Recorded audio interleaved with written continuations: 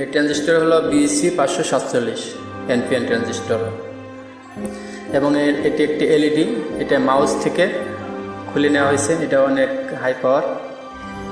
এবং এটি একটি ইন্ডাক্টর, 8টা প্যাচ দিয়ে নিয়েছি 5 মিলিমিটার একটি শেপের সাথে।